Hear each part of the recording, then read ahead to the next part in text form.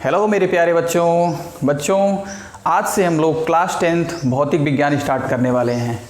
भौतिक विज्ञान के पहले टॉपिक में आपको जो पढ़ना है वो है प्रकाश का परावर्तन। आज मैं आपको इस तरीके से समझाऊंगा कि आप लोग एकदम आपको समझ में आ जाएगा और आप लोग एक बार पढ़ के आप लोग अपने एग्ज़ाम में लिख देंगे। ठीक है, तो आइए शुरू करते हैं। आपका जो टॉपिक है वो क्या है? वो है प्रकाश का परावर्तन। ठीक है, आखिर प्रकाश का परावर्तन होता क्या है मैं लिख रहा हूँ। ठीक है, मैं लिख रहा हूँ, जब आप लोग नोट कर लीजिएगा, जब प्रकाश की किरण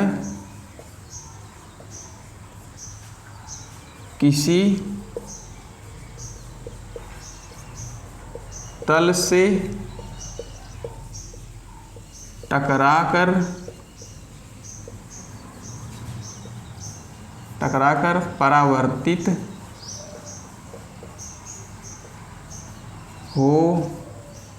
हो जाती है, इस घटना को प्रकाश का परावर्तन कहते हैं। ठीक है, ये आपकी क्या होगी? प्रकाश के परावर्तन की डिफिनीशन होगी। जब प्रकाश की किरण किसी तल से टकराकर, ठीक है, परावर्तित हो जाती है तो इस घटना को प्रकाश का परावर्तन कहते हैं। ठीक है, चलिए, ये दो टाइप का होता है, इसके दो प्रकार हैं, इसके दो प्रकार हैं। पहला, ठीक है, एक रेगुलर और दूसरा इरेगुलर। ठीक है,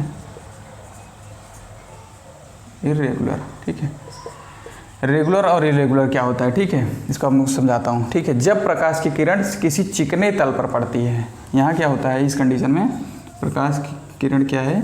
जब चिकने तल पर पड़ती है, और यहाँ क्या होता है? खुरदुरी सतह पर। ठीक है, खुरदरी। ठीक है, रेगुलर को नियमित और यहाँ अनियमित। ठीक है, नियमित परावर्तन, अनियमित परावर्तन, मैं हिंदी में लिख देता हूँ। ठीक है, यहाँ क्या लिख दे रहा हूँ? नियमित और अनियमित। देखिए आप लोग क्या है कि जो आप लोग पढ़ रहे हैं, फिजिक्स पढ़ रहे हैं, मैथ पढ़ रहे हैं, उसमें क्या है कि जो आपके हिंदी वाले मेन वर्ड हैं उनकी इंग्लिश आप लोग नोट करिए। ठीक है, क्योंकि आगे आपको बहुत काम आने वाला है। जैसे यहाँ पे रिफ्लेक्शन, ठीक है, लाइट, फिजिक्स, यहाँ पे रेगुलर, ठीक है, इस टाइप से। ठीक है, आपको बहुत काम आने वाला है, आगे चल के बहुत हेल्प मिलेगा।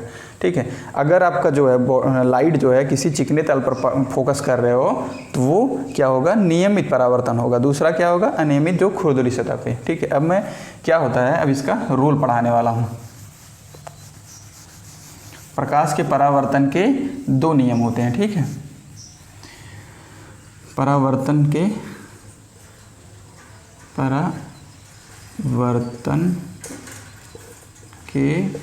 नियम। ठीक है, परावर्तन का जो पहला नियम होता है, जब प्रकाश की किरण चिकने तल पर आपतित होती है तो उस कंडीशन में मैं आपको एक फिगर बना रहा हूँ। मान लो ये आपका जो है ये चिकना तल हो गया। ठीक है, ये आपका क्या हो गया? चिकना तल हो गया। मैं एक क्या कर रहा हूँ? स्मूथ सरफेस बना दिया। ठीक है, इस पर क्या होता है? जब आपकी लाइट क्या होगी? इंसिडेंट होगी, आपतित होगी। ठीक है, जब आपतित होगी तो वो क्या होगी? उसी माध्यम में वापस लौट जाएगी। ठीक है, ये क्या हुआ? यहाँ पे बनता है नॉर्मल, ये क्या है? अभिलंब है। इसको बोलते हैं अभिलंब, इसको बोलते हैं परावर्तित किरण, परावर्तित किरण। ठीक है।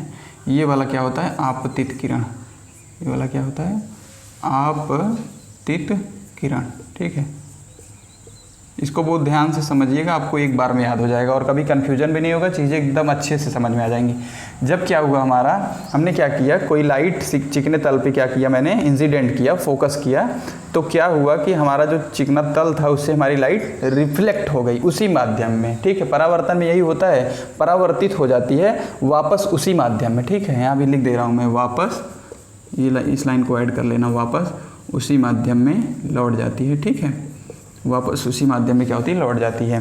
तो ये तो हुआ, ठीक है। लेकिन यहाँ जो नियम है वो क्या कहता है, वो क्या कहता है कि अभिलंब के साथ बना कोण, ठीक है, इंसिडेंट टाइम और रिफ्लेक्शन के टाइम इक्वल होता है, मतलब आपतन कोण, ठीक है। मैं यहाँ लिख रहा हूँ नीचे, आपतन कोण,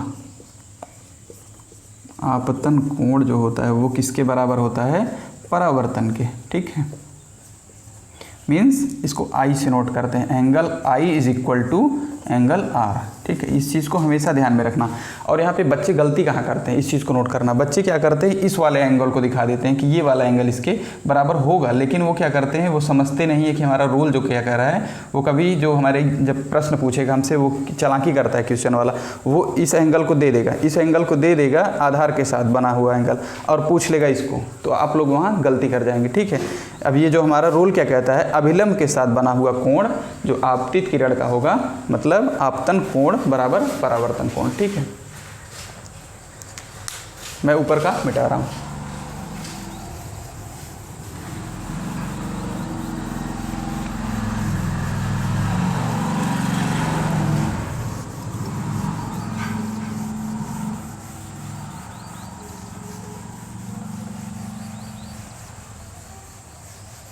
मैं इस फिगर को फिर से ड्रा करूंगा और दोबारा से आपको दूसरा रूल भी बताऊंगा। एक रूल तो मैंने बता दिया कि एंगल आई जो होगा एंगल आर के बराबर होगा, ठीक है।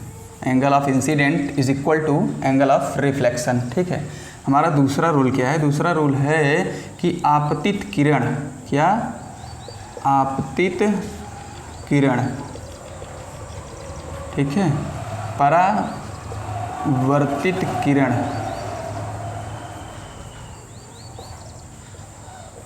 तथा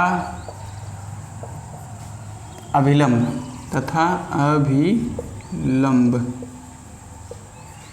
तीनों एक ही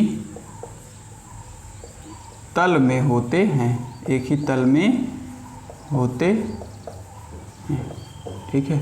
इस तरीके से तो मैं फिगर दोबारा से ड्रा कर रहा हूँ। मैंने क्या किया था, एक स्मूथ सरफेस बनाया था, ठीक है। अब क्या किया था, यहाँ पे लाइट को इंसिडेंट किया था, ठीक है। ये हमारी इंसिडेंट लाइट हो गई, ठीक है। ये हमारा क्या हो गया, नॉर्मल हो गया।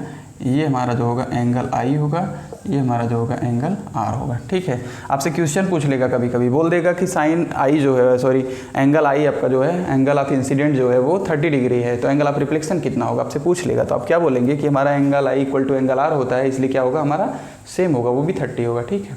अच्छा, अब दूसरा नियम क्या कह रहा है कि जो आपतित किरण है हमारी यहाँ पे, ठीक है, और परावर्तित किरण और अभिलंब तीनों एक ही तल में होते हैं, ठीक है। इस तरीके से आप लोग क्या करेंगे, पूरे कॉन्सेप्ट को एकदम समझ के नोट कर लेंगे।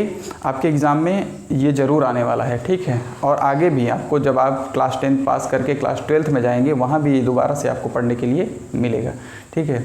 ऐसे ही वीडियो को देखने के लिए प्लीज़ हमारे चैनल को लाइक, शेयर और सब्सक्राइब कीजिएगा। धन्यवाद।